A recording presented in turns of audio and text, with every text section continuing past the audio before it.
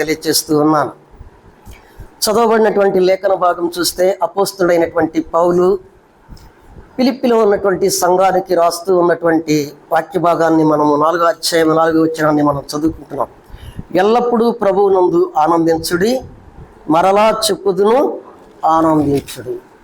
ఎల్లప్పుడూ మనము బ్రతుకు దినములన్నీ ఓ ఫిలిప్పీ సంఘస్థులారా, యేసుక్రీస్తు ప్రభు యొక్క రక్తము చేత కడగబడి పరిశుద్ధపరచబడి తన సొత్తైనటువంటి స్వాచ్ఛముగా చేయబడినటువంటి మీరందరూ కూడా ఎల్లప్పుడూ ప్రభువునందు ఆనందించుడి, మరలా చెప్పుదును ఆనందించుడి. మరలా చెప్పుతున్నాడు, సారిసారికి చెప్పుతున్నాడు. ఏమని చెప్పుతున్నాడు? ఆనందించుడి. మనకి దుఃఖము, వేదన ఏదైనా కలిగినప్పుడు మనం ఏం చేస్తాం? ప్రార్థన చేస్తాం. అదే సంతోషకరమైనటువంటి విషయము సంఘములోనైనాను, కుటుంబంలోనైనాను, వ్యక్తిగతముగానైనాను ఏదైనా జరిగినప్పుడు మనం ఏం చేస్తాం? సంతోషించి ప్రభువుకి కృతజ్ఞతాస్తుతులు చెల్లిస్తూ ఉంటాం. అయితే ప్రభువునందు ప్రియమైన సహోదర సహోదరీలారా, దేవుడు నీ ఎడల నా ఎడల చేసినటువంటి ఆశ్చర్యకరమైన కార్యాన్ని, ఆ కుమారుడైన యేసుక్రీస్తు ప్రభువారు కల్వరిలో చేసినటువంటి ఆశ్చర్యకరమైన కార్యం ద్వారా మనందరము తన యొక్క శరీరములో అంగముగా చేయబడినటువంటి, అవయవములుగా చేయబడినటువంటి మనందరం కూడా ఈ ఉదయకాల సమయంలో లేక మధ్యాహ్న కాల సమయంలో కూడి ప్రభు పాద సన్నిధిలో సంతోషిస్తూ ఆరాధించే బిడ్డలుగా ఉండాలి. ఏముండాలి? మనం సంతోషిస్తూ ఆరాధించే బిడ్డలుగా ఉండాలి. చూడండి, లేఖన భాగాన్ని గమనిస్తే అపోస్తుడైనటువంటి పౌలు, తిమోతి, శీల వారు చెరసాలలో వేయబడినప్పుడు, వారు బంధకాలలో ఉన్నప్పుడు, వారు భయంకరమైనటువంటి పరిస్థితి, నీవు నేనైతే దుఃఖములో ఉంటాం. కానీ వారు చెరసాలలో బంధించి భయంకరమైన స్థితిలో ఉన్నప్పుడు వారు ఏం చేశారు? ప్రభువుని వారు స్తుతించారు. యోబు కూడా సమస్తమును కోల్పోయిన తర్వాత కూడా ఒక్క మాట అంటాడు. ఏమంటాడు? యెహోవా ఇచ్చెను, యెహోవా తీసుకొనెను, యెహోవా నామమునకు మహిమ. అన్నీ ఇచ్చావు, నువ్వే నాకు ఇచ్చావు. ఆస్తిని ఇచ్చావు, ఐశ్వర్యాన్ని ఇచ్చావు, కుమారులను ఇచ్చావు, కుమార్తెలను ఇచ్చావు, అన్నీ ఇచ్చావు. అవి నీయే, నాయి కాదు. అన్నీ మరలా నువ్వు తీసుకున్నావు కనుక నీ నామమునకే మహిమ, ఘనత, ప్రభావాలు చెల్లిస్తూ ఉన్నాడు భక్తుడైనటువంటి యోబు. ప్రభువునందు ప్రియమైన సహోదర సహోదరులారా, ఇక్కడ ఇద్దరు స్త్రీలు కనపడతారు మనకి. అయితే ఒక్క స్త్రీని కొద్దిసేపు ధ్యానం చేద్దాం. గమనించండి, 1 సమూయేలు గ్రంథము 2వ అధ్యాయము, 1 సమూయేలు గ్రంథము 2వ అధ్యాయము 1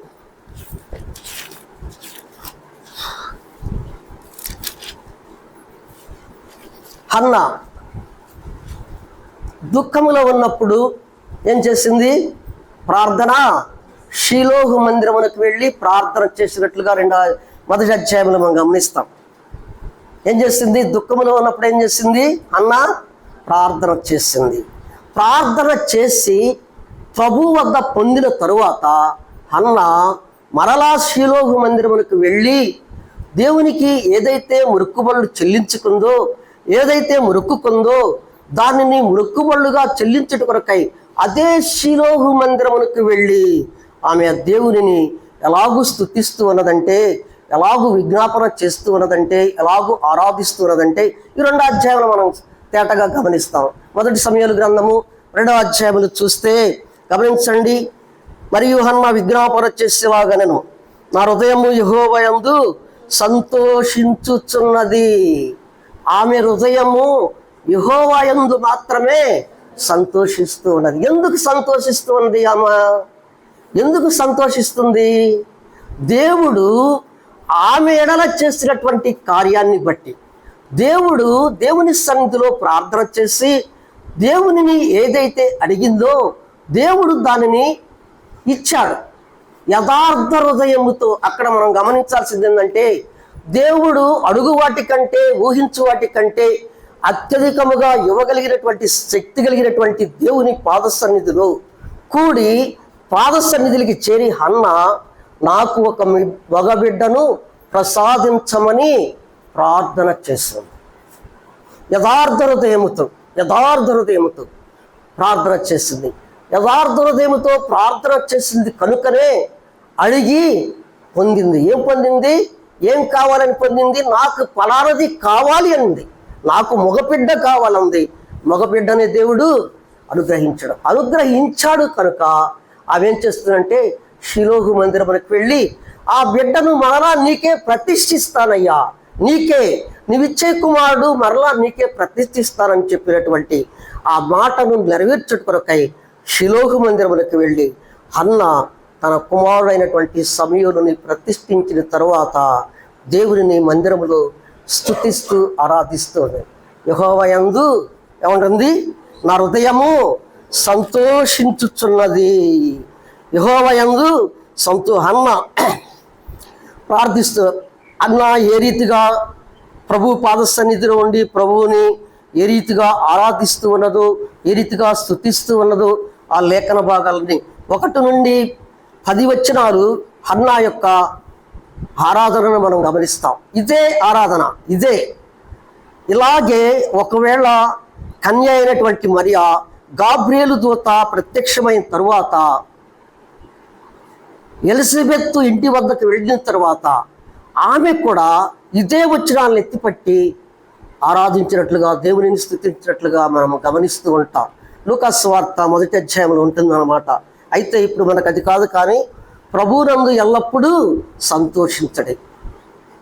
ప్రభువునందు సంతోషించుంటాయి అంటే ప్రభువునందు సంతోషిస్తూ ఉన్నది హన్న. నీవు నేను కూడా సంతోషించాలి. ఎందుకు నీవు నేను సంతోషించాలి? ఆమెకు కుమారుని ఇచ్చాడు. నీకు నాకేమిచ్చాడు? యేసుక్రీస్తు ప్రభువారు ఆ కల్వరిలో చేసినటువంటి అమూల్యమైనటువంటి బలియాగము ద్వారా, మరణ పునరుద్ధానము ద్వారా మనమేమయ్యాము? తండ్రికి కుమారులుగాను కుమార్తెగాను చేయబడ్డాం. ఏం చేయబడ్డాం మనము? ఎవరికి కుమారులుగా కుమార్తెలుగా చేయబడ్డాం మనము? ప్రియ పరలోకపు తండ్రి యెహోవా దేవునికి ఎలాగూ చేయబడ్డాం? హన్న ప్రార్థన చేసింది, నీవు నేను ప్రార్థన చేయలా. నీవు నేను దూరస్తులుగా ఉన్నటువంటి వారము. అయినా తన కుమారుడైనటువంటి యేసుక్రీస్తు ప్రభువారిని నీ కొరకై నా కొరకై లోకములకు పంపించి తన కుమారులుగాను కుమార్తెలుగాను స్వీకరించట కొరకై యేసుక్రీస్తు ప్రభువారు చేసినటువంటి ఆ విమోచన కార్యము ద్వారా నీవు నావేమయ్యాము? ప్రభుకి కుమారులుగాను కుమార్తెలుగాను మనము చేయబడ్డాం. అందరిని బట్టి దేవునిని మనము ఆరాధించవలసినటువంటి వారమై ఉన్నాం. హన్నాకి దేవుని కుమారుని ఇచ్చాడు, అందుని బట్టి నా హృదయము సంతోషించుతున్నది అని అక్కడ చదువుతూ ఉంటే, వరుసనే చదివితే అదంతా చాలా సమయం ఎక్కువ అవుతుందిలే, కానీ ఒక్కొక్క వచనాన్ని చదువుతుంటే పరిశుద్ధ దేవుడని, మాకు రక్షణ ఇచ్చామని, ఇంకా ఎన్నో విషయాలు చెప్పుకుంటూ దేవుడిని స్తుతిస్తూ గణపరుస్తూ వచ్చినట్లుగా మనం లేఖన భాగాల్లో చూస్తాం. ప్రభునందు ప్రియమైన సహోదర సహోదరులారా, అలాగే నీవు నేను కూడా ప్రభు బిడ్డలమైనటువంటి నీవు నేను కూడా ప్రభువుని ఆరాధించవలసినటువంటి వారమై ఉన్నాం.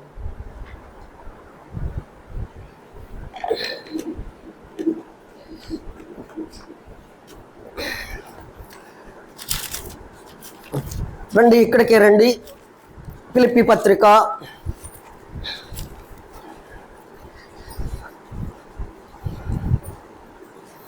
సంతోషముగా ఉన్నప్పుడు ప్రభువుని ఆమె స్తుతిస్తూ ఉన్నది.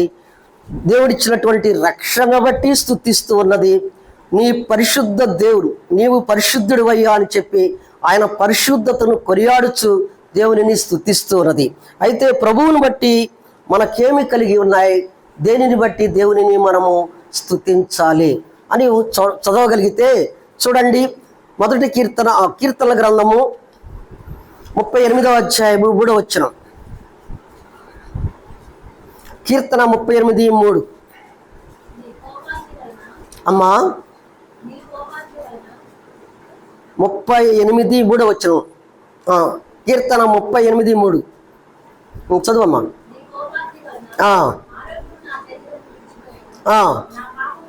నా పాపమును బట్టి నా ఎముకలలో స్వస్థత లేదు. అని కీర్తనకారుడు అంటున్నాడు. నా పాపమును బట్టి, ఎవరి పాపమును బట్టి? నా పాపమును బట్టి నా ఎముకలలో స్వస్థత లేదు. మనకి స్వస్థత లేనటువంటి వారము. అందుకనే అదే అధ్యాయంలో 6వ వచనం కూడా చదువమ్మా. నేను శ్రమ చేత మిక్కిలి కృంగి ఉన్నాను, దినమెల్లా దుఃఖాక్రాంతుడునై ఉన్నాను. నా పాపమును బట్టి నా ఎముకలలో స్వస్థత లేదు, నా శ్రమ చేత మిక్కిలి కృంగి ఉన్నాను, దినమెల్లా దుఃఖాక్రాంతుడునై ఉన్నాను అంటున్నాడు కీర్తనాకారుడు. నా ఎవరి పాపమును బట్టి? ఎవరి పాపమును బట్టి?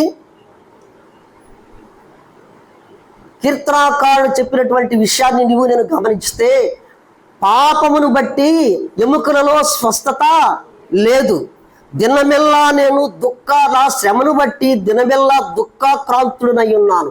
మనకు కూడా మన పాపమును బట్టి, మనకైతే మన పాపమును బట్టి మనము దుఃఖాక్రాంతులమై ఉన్నాము.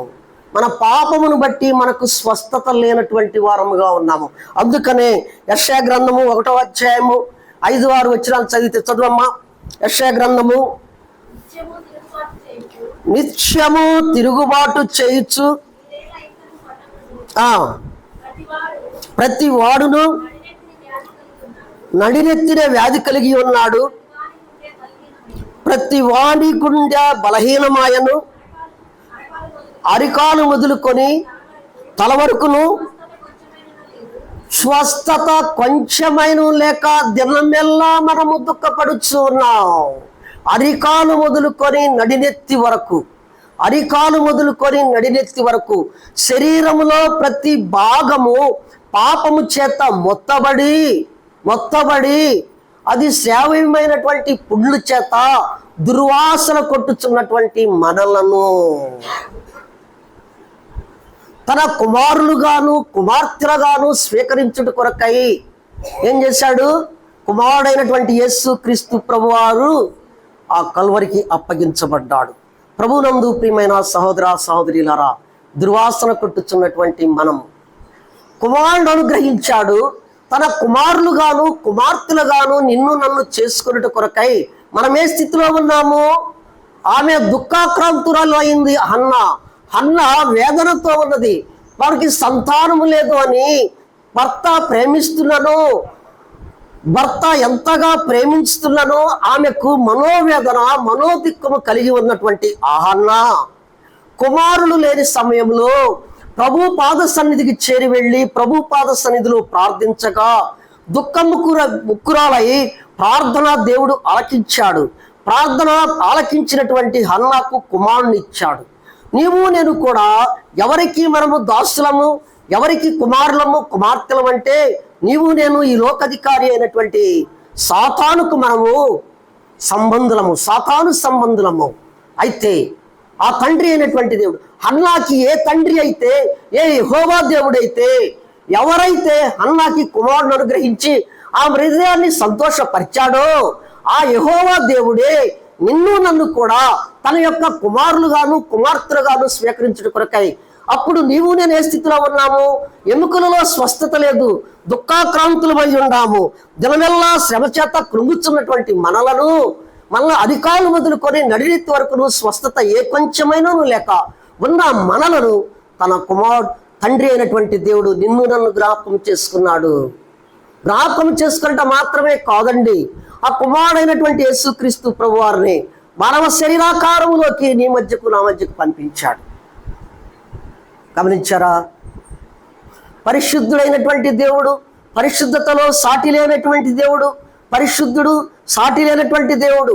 ఆ దేవుడు పాప శరీరాకారాన్ని ధరింపచేసుకొని పాప శరీరంలో ఉన్నటువంటి మనల్ని కాపాడుట కొరకై తన కుమారులుగాను కుమార్తెలుగాను స్వీకరించుట కొరకై ఆ కుమారుడైన యేసుక్రీస్తు ప్రభువారు పాప శరీరాకారాన్ని ధరించుకొని ఈ లోకంలోకి వచ్చి నిన్ను నన్ను కుమారులుగాను కుమార్తెలుగాను తండ్రికి చేయుట కొరకై ఆ కల్వరిలో చేసినటువంటి అమూల్యమైనటువంటి బలియాగము ద్వారా నీవు నేనేమయ్యాము? మన హృదయము సంతోషముతో దేవునిని స్తుతించేవారంగా ఉండాలి. హన్న తన కుమారుడిని ప్రభువుకి ఇచ్చుట ద్వారా, తండ్రికి ఇచ్చుట ద్వారా ఆమె హృదయము సంతోషించుచు ఉన్నది.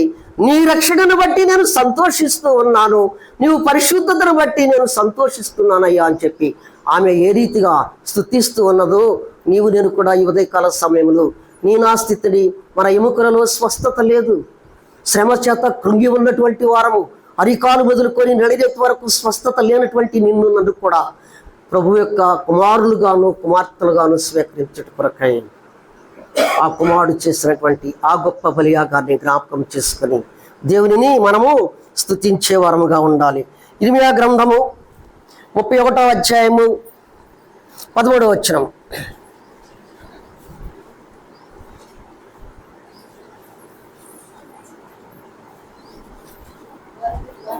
వారి దుఃఖములకు ప్రతిగా సంతోషమునిచ్చి ఆయన ఆదరించను, విచారమును కొట్టివేసి వారికి ఆనందమును కలుగు చేసేదను.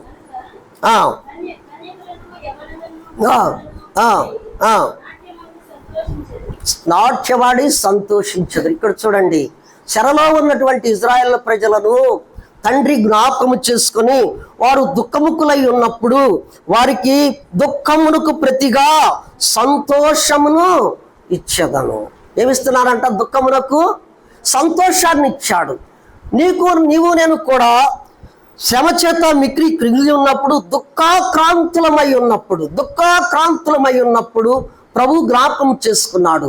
వారిని కూడా, చెరలో ఉన్నటువంటి ఇజ్రాయేల్ ప్రజలను కూడా తండ్రి అయినటువంటి యెహోవా దేవుడు జ్ఞాపకం చేసుకొని వారితో అన్నాడు, దుఃఖమునకు ప్రతిగా వారికి సంతోషాన్ని ఇస్తానంటున్నాడు. ఆ రీతిగా నిన్ను నన్ను కూడా అలాంటి మనము చెరలో ఉన్నాం. ఎవరి చెరలో ఉన్నటువంటి వారము? మనము అపవాది యొక్క చెరలో ఉన్నటువంటి వారము, అపవాది యొక్క ఏలుబడిలో ఉన్నటువంటి వారము, అపవాది చేత నడిపించబడుచు ఉన్నటువంటి వారము, అపవాది చేత బంధించబడినటువంటి వారము, సాతాను యొక్క ఏచ్ఛలతో మనము, సాతాను యొక్క క్రియల చేత మనము బంధించబడినటువంటి వారము. అట్టి నిన్ను నన్ను కూడా, దుఃఖాక్రాంతులమైనటువంటి నిన్ను నన్ను కూడా విడుదల కలిగించి, చెరలో నుండి వారికి విడుదల కలిగించి వారిని ఏమంటారు? దుఃఖములకు ప్రతిగా సంతోషమును, తర్వాత ఏమంటున్నాడు? విచారమునకు, వారి యొక్క విచారమును కొట్టివేస్తూ ఉన్నాడు. వారు చెరలో ఉన్నటువంటి వారు, వారు దుఃఖములో ఉన్నటువంటి వారు, వారు విచారముతో ఉన్నటువంటి వారు, వాటిని కొట్టివేసి వారికి సంతోషాన్ని ఇస్తూ ఉన్నట్లుగా మనం లేఖన భాగంలో గమనిస్తూ ఉన్నాం. ప్రభునందు ప్రియమైన సహోదర సహోదరులారా, గమనించారా? ఇక్కడ నువ్వు నేను కూడా చెరలో ఉన్నాము, దాసత్వంలో ఉన్నాము, మనం బందీలమై ఉన్నాము. ఆ బంధత్వాన్ని నుండి, ఆ దుఃఖము నుండి, ఆ విచారము నుండి నీకు నాకు ప్రభు అయినటువంటి యేసుక్రీస్తు వారు ఆ కల్వరిలో చేసినటువంటి అమూల్యమైనటువంటి బలియాగము ద్వారా, మరణ పునరుద్ధానము ద్వారా నీకు నాకు సంతోషాన్ని ఇచ్చాడు. అందుని బట్టి మనం ఏం చేయాలా? దేవునిని స్తుతించే వారముగా ఉండాలి. ప్రభువునందు ఎల్లప్పుడూ ఆనందించుడి. ఏమంటున్నాడు? మరలా చెప్పుదురు, సంతోషించుడి. ఆనందించుడి, సంతోషుడి, మరలా చెప్పుదురు అంటున్నాడు. రెండవదిగా చూస్తే ఆది కాండము 4వ అధ్యాయము 13వ వచనం.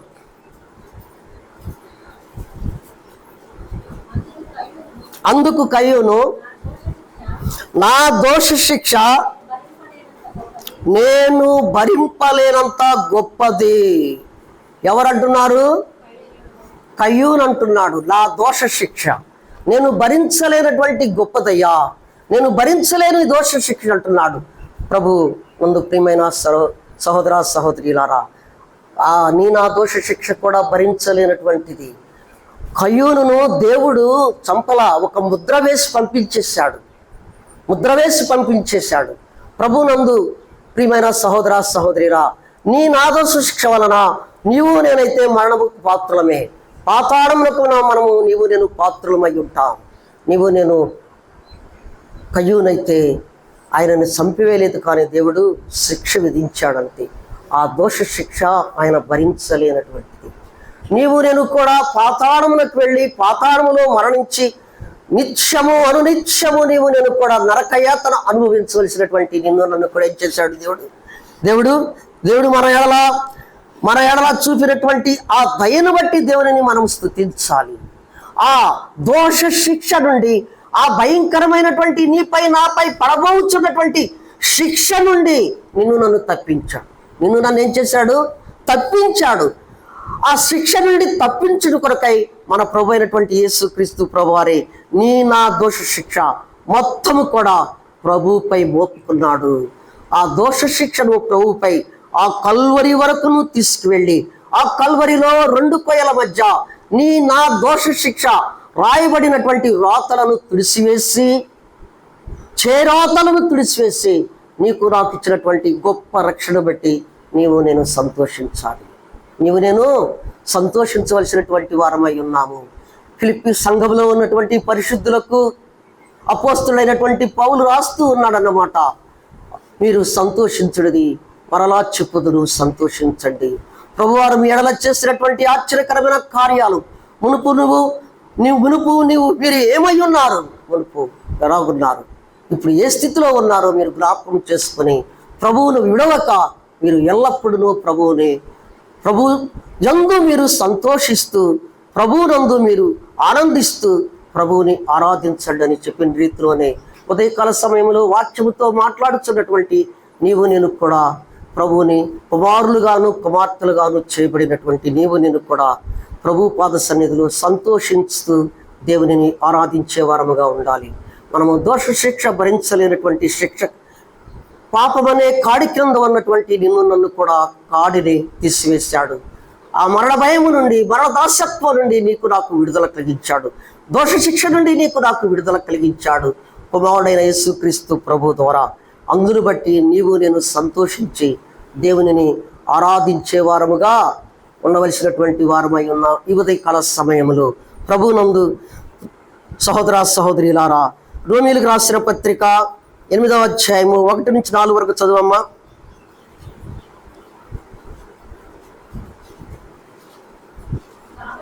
కాబట్టి ఇప్పుడు క్రీస్తు యేసునందున్న వారికి ఏ శిక్షా విధియు లేదు. దోష శిక్షను తీసివేశాడు.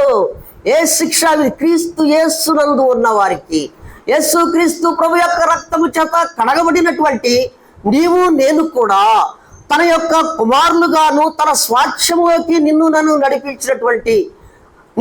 నడిపించాడు కనుక, దోష శిక్షను కొట్టివేశాడు కనుక ఇప్పుడు మనకి ఏ శిక్షయు అయ్యా ఏమంటున్నాడమ్మ బలసదు? క్రీస్తు యేసునందు ఉన్న వారికి ఏ శిక్షా విధియు లేదు. శిక్ష నుండి బాధకి విడుదల కలిగించాడు కనుక అందును బట్టి దేవునిని మనము స్తుతించి ఆరాధించబద్దులమై ఉన్నాం. ప్రభునందు ప్రియమైన సహోదర సహోదరులారా, యెషయా గ్రంథము 61వ అధ్యాయము 10వ వచనం.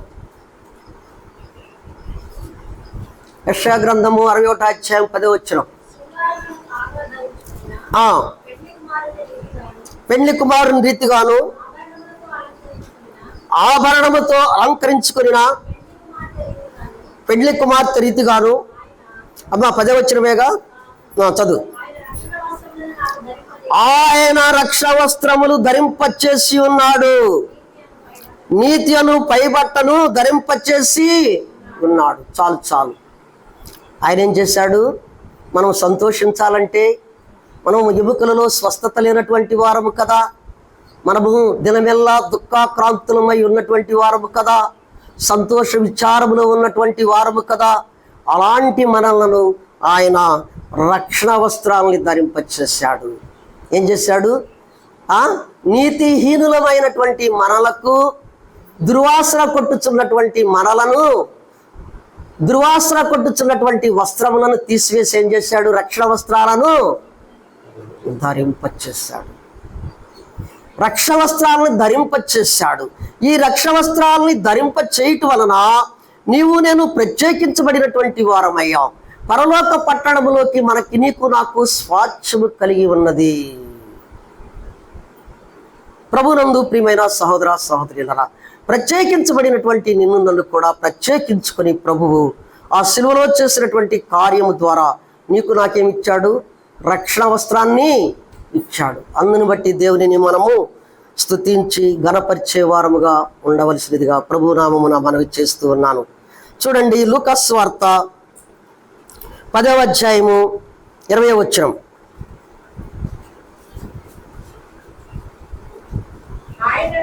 ఆయనను సంతోషింపక మీ పేరులు పరలోకమందు జీవ గ్రంథములో రాయబడి ఉన్నవని సంతోషించుడే.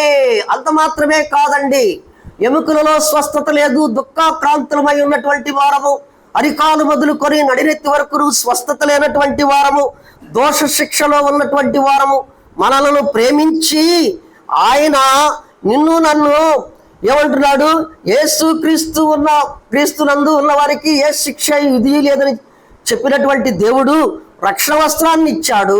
తర్వాత ఏమంటున్నాడు, పరలోకమందు జీవ గ్రంథములో మన పేరు రాయబడి ఉన్నది. పరలోకములో జీవ గ్రంథంలో ఏముంది? మన పేరు రాయబడి ఉన్నది. అందును బట్టి దేవునిని మనం స్తుతించాలి. ఎందుకు ఆనందించాలి? రక్షణ వస్త్రాన్ని ఇచ్చాడు, స్వస్థత లేనటువంటి వారికి మనకు స్వస్థతనిచ్చాడు, దుర్వాసన కొట్టుతున్నటువంటి మనలను సుగంధ పరిమళ వాసనగా చేశాడు, చెంపు వలె ఎర్రగా ఉన్నటువంటి మన పాపములను జ్ఞాపకం చేసుకొని హిమం వలె తెల్లగా చేశాడు. అందును బట్టి దేవునిని స్తుతించాలి. రక్షణ వస్త్రాన్ని ఇచ్చాడు, నీతి అనే పైబట్టనిచ్చాడు, అందును బట్టి దేవునిని స్తుతించాలి. దుఃఖమునకు ప్రతిగా సంతోషాన్ని ఇచ్చినటువంటి దేవుని స్తుతించాలి. జీవ గ్రంథములో నీ పేరు నా పేరు ఉన్నదాన్ని బట్టి నీవు నేను సంతోషించి ఆనందించి దేవునిని ఆరాధించే వారముగా ఉండాలి. ప్రభునందు ప్రియమైన సహోదర సహోదరులారా, గమనించారా? ఎన్ని గొప్ప కార్యాలు నీ ఎడలా చేస్తున్నావు. ఒక్క కార్యము హన్నాకి ఒక్క కార్యమే చేశాడు, తన కుమారుని ఇచ్చాడు. కనుక హన్నా విజ్ఞాపన చేస్తూ ప్రభు పాద సన్నిధిలో నిలిచి షిలోహ మందిరంలో సాగిలపడి దేవునిని ఆరాధిస్తూ ఉన్నది. తన ఎడల చేసినటువంటి ఆ గొప్ప కార్యాన్ని తలపోసుకుని కుమారులుగా కుమార్తెలుగా స్వీకరించాడు నిన్ను నన్ను కూడా. ప్రభు దురస్థులమైనటువంటి మనలను సమీపస్తులుగా చేశాడు. తన స్వాచ్ఛంలోకి నడిపించుకున్నటువంటి దేవునిని నీవు నేను ఎంతగా స్తుతించాలి, ఎంతగా ఆరాధించాలి ఉదయకాల సమయంలో. గమనించారా? గమనించండి. మత్తయి సువార్త గమనించండి. మత్తయి సువార్త 5వ అధ్యాయం 11-12 వచనాలు చదువమ్మా. నా నిమిత్తము జనులను మిమ్మలను నిందించి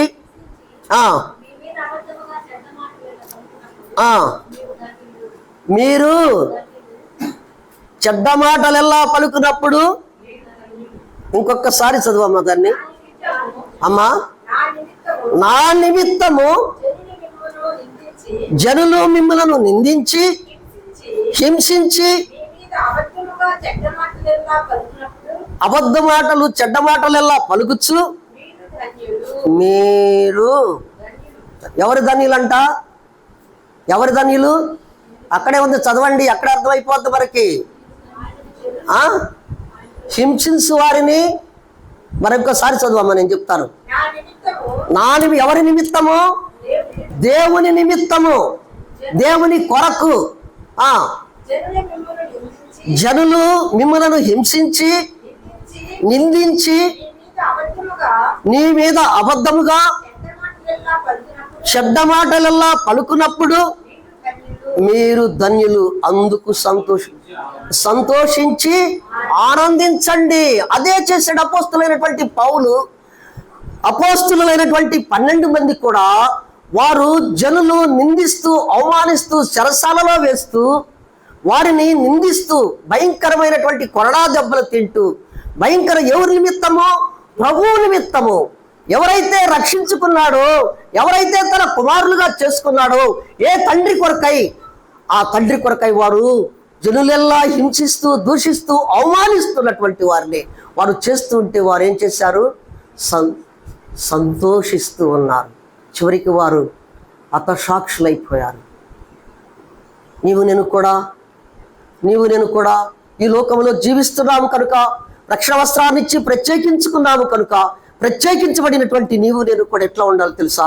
జనులందరూ నిన్ను నన్ను హింసిస్తూ ఉన్నప్పుడు, దూషిస్తూ ఉన్నప్పుడు, అవమానిస్తూ ఉన్నప్పుడు, ఏలెత్తి చూపిస్తూ ఉన్నప్పుడు నీవు ఏం చేయాలా? సంతోషించేవారుగా ఉన్నాను. అలాంటి మనస్సు నీవు నేను కలిగి ఉన్నాను.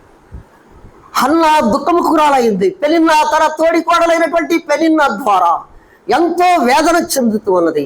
ఆ వేదనంతా, ఆ దుఃఖమంతా కూడా ప్రభు పాద సన్నిధిలో ఏం చేసింది? ప్రభునందు ప్రియమైన సహోదర సహోదరురా, ఎప్పుడైతే మనము ఈ రీతిగా చేయగలుగుతామో పరలోకమందు మనకి ఫలము అధికమగును. పరలోకములో మనకి మన ఫలం, ఎప్పుడైతే నిందిస్తున్న వారిని, దూషిస్తున్న వారిని, వారి ఎడల నీవు నేను మెలకు కలిగి సంతోషిస్తామో పరలోకమందు మనకు అధికమగు సంతోషము, ఆనందము కలిగి. ప్రభునందు ప్రియమైన సహోదర సహోదరులారా, గమనించారా? 2వ కొరింథీ పత్రిక 8వ అధ్యాయం 1-2 వచనాలు చదవమ్మా. సహోదరులారా, మాసిదోనియా సంఘమునకు అనుగ్రహింపబడి ఉన్న దేవుని కృపను గురించి మీకు తెలియచేయుచున్నాను. ఎలాగనగా వారు బహు శ్రమల వలన పరీక్షించబడగా అత్యధికముగా సంతోషించిరి. కొరింథీలో ఉన్నటువంటి విశ్వాసులు ఏమంటున్నాడు? వారు శ్రమలలో కృంగి ఉన్నప్పుడు వారు ఏం చేశారు? సంతోషించినట్లుగా మనం గమనిస్తూ ఉన్నాం. ప్రభునందు ప్రియమైన సహోదర సహోదరుల, నీవు నేను కూడా శ్రమలు, దుఃఖములు, విచారములు ఇలాంటివి కలిగినప్పుడు ప్రభు పాద సన్నిధిలో నీవు నేనేం చేయాలా? సంతోషించే వారముగా ఉండాలి. సంతోషించడం మాత్రమే కాదు, ఆ సంతోషంలో ప్రభువుని ఆరాధించే వారముగా ఉండాలి.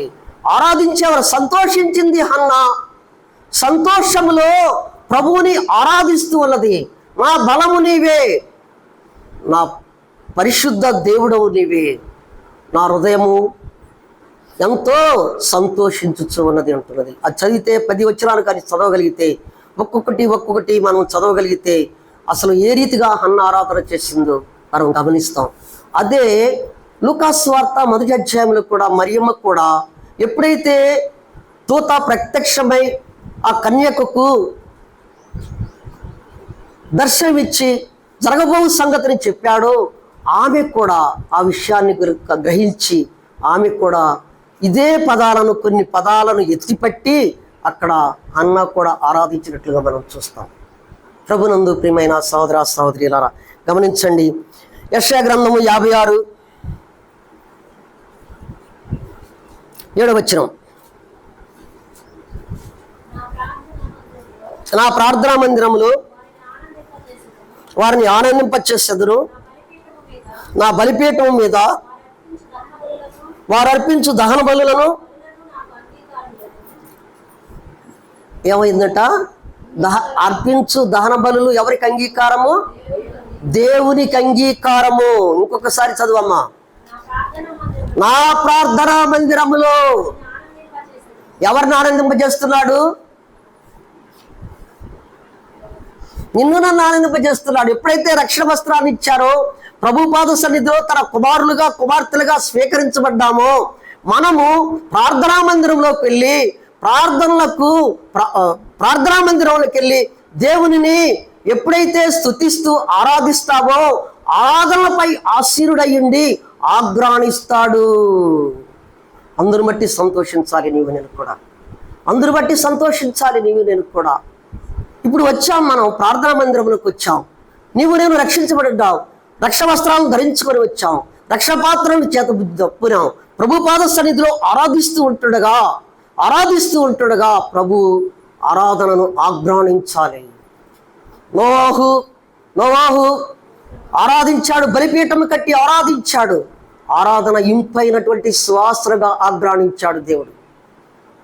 నేను ఆరాధన కూడా ఉదయకాల సమయంలో నీవు నేను స్తుతిస్తూ ఉండగా, ప్రభువుని కనపరుస్తూ ఉండగా సంతోషముతో నీవు నేను ఆరాధిస్తూ ఉన్నప్పుడు ప్రభు ఆగ్రాణించేవాడుగా ఉన్నాడు. అందును బట్టి నా స్తుతిని, నా ఆరాధన అంగీకరిస్తున్నటువంటి దేవా, నిన్నే నేను స్తుతిస్తున్నానయ్యా, కనపరుస్తూ ఉన్నాను, కృతజ్ఞతాస్తుతులు చెల్లిస్తూ ఉన్నానయ్యా అని చెప్పి ఆరాధించేవారంగా మనం ఉండాలి. ప్రభునందు ప్రియమైన సహోదర సహోదరులారా, చివరిగా చూసుకున్నాం. రోమీయులకు రాసిన పత్రిక 12వ అధ్యాయం 12వ వచనం.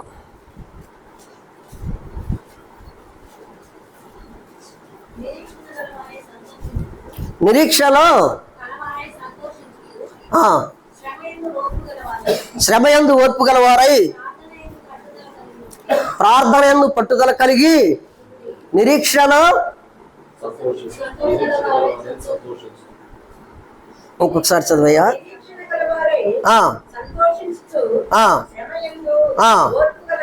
ఓర్పు గలవారై ప్రార్థన యందు నిరీక్షణ కలిగి ఉండి ఆరాధించాలండి.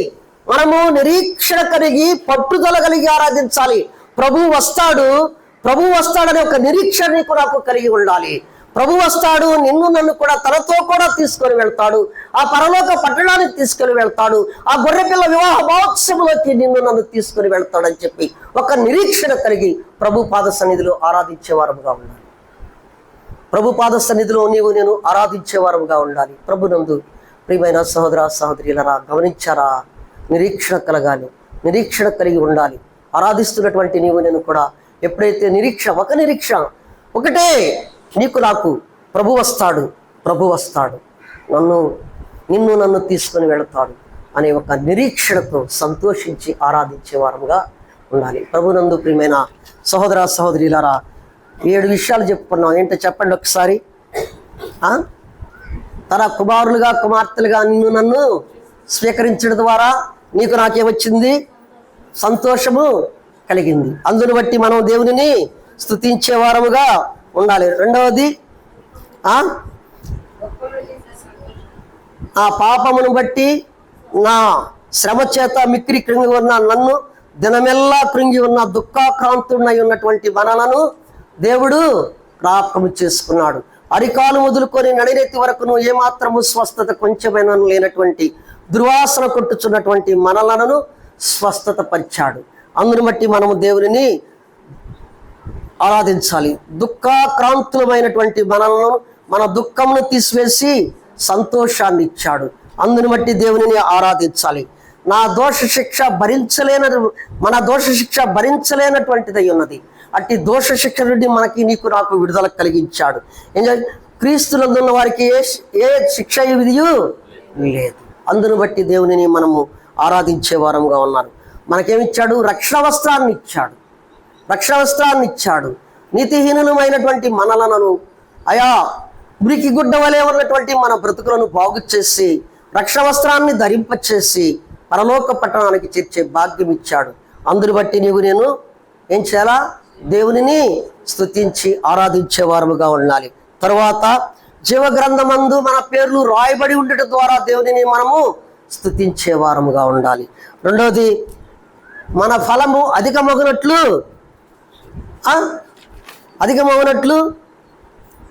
మిమ్మల్ని దూషించు వారిని, హింసించు వారిని క్షమించి సంతోషించే వారముగా ఉండాలి. అందును బట్టి దేవునిని మనము ఆరాధించే వారముగా ఉండాలి. తర్వాత చూస్తే ప్రార్థనా మందిరంలో మనము నిరీక్షణ కలిగి దేవునిని మన అర్పణలో అర్పించే ముందు చూడమ్మ యెషయా గ్రంథము 56:7, ప్రార్థనా మందిరములో మనలను ఆయన సన్నిధి తీసుకొని దహన బలులను ఆయనకి అంగీకారాలకు మనం ఆరాధికులముగా చేశాడు. అందును బట్టి దేవునిని స్తుతించాలి. అందును బట్టి మనం ఏం చేయాలా? దేవునిని స్తుతించాలి. నిరీక్షణ కలిగి ఆరాధించే వారముగా ఉండాలి. నిరీక్షణ, పరలోకముల పట్టణంలోకి నిన్ను నన్ను తీసుకొని వెళతాడు. ప్రభు వస్తాడు. కుమారుడైన యేసుక్రీస్తు ప్రభు వారు వస్తాడు, నన్ను తీసుకొని వెళతాడు. ఆ పరలోక పట్టణములు గొర్రెపిల్ల వివాహ మహోత్సవంలోకి నన్ను తీసుకొని వెళతాడు. పెళ్లి విందులో నన్ను కూర్చుండబెడతాడని ఒక నిరీక్షణ కలిగి ఆరాధించే వారముగా ఉండాలి. ఎప్పుడైతే ఈ రీతిగా నీవు నేను ఆరాధిస్తామో నా ఆరాధనను దేవుడు ఆగ్రాణిస్తాడు, అంగీకరిస్తాడు. అప్పుడే నీకు నాకు మన జీవితాలలో సంతోషముతో దేవుడిని ఆరాధించాలి. సంతోషముతో దేవుని ఏం చేయాలి? మనము సంతోషములో ప్రభువుని ఆరాధించాలి. ఆరాధనలో సంతోషం ఉన్నది. ఆరాధనలో ఏమున్నది? సంతోషం ఉన్నది. సంతోషముతో ఎప్పుడైతే ఆరాధిస్తావో ఆరాధనలో సంతోషం ఉండి దేవుడు నువ్వు చేసే ఆరాధనను ఆగ్రాణిస్తాడు. ప్రభునందు ప్రియమైన సహోదర సహోదరులారా, గమనించారా? చెప్పబడినటువంటి వాక్య భాగము ఎత్తిపట్టి ప్రభు పాద సన్నిధులు నీ నా స్థితిని జ్ఞాపకం చేసుకుంటూ హన్నా దుఃఖాక్రాంతురాలై షిలోహు మందిరములకు వెళ్ళింది. షిలోహు మందిరములో ప్రభు పాద సన్నిధిలో తన యొక్క దుఃఖమును వెళ్ళపరుచుకుంది. ప్రభు పాద సన్నిధిలో ప్రభు విన్నాడు కనుకనే కోరింది పొందింది. ఏది కావాలనుకున్నదో అది పొందింది. ప్రభు పాద సన్నిధి చేరి వచ్చినటువంటి నీవు నేను తన కుమారులుగా కుమార్తెలుగా స్వీకరించుట కొరకై ఆ కుమారుడు చేసినటువంటి ఆ బలియాగము, ఆ మరణ పునరుద్ధానముల ద్వారా నీకు నాకు ఏమి కలిగాయో లేఖన భాగాల్లో మనం చూసాము. ఎముకలలో స్వస్థత లేనటువంటి వారు, అరికాలు మొదలుకొని నడితే వరకు స్వస్థత లేనటువంటి నిన్ను నన్ను కూడా బాగు చేశాడు. బాగు చేయటం మాత్రమే కాదు, నీకు నాకు రక్షణ వస్త్రాన్ని ఇచ్చాడు. రక్షణ వస్త్రాన్ని ఇస్తడమే కాదు, జీవ గ్రంథంలో మన పేరు లిఖించబడింది. దుఃఖములో ఉన్నటువంటి నిన్ను నన్ను కూడా సంతోషాన్ని ఇచ్చాడు. అందును బట్టి దేవునిని స్తుతించి ఆరాధించ భద్రమై ఉన్నాం. దేవుడి వాక్యం ఆస్వాదించు కాక.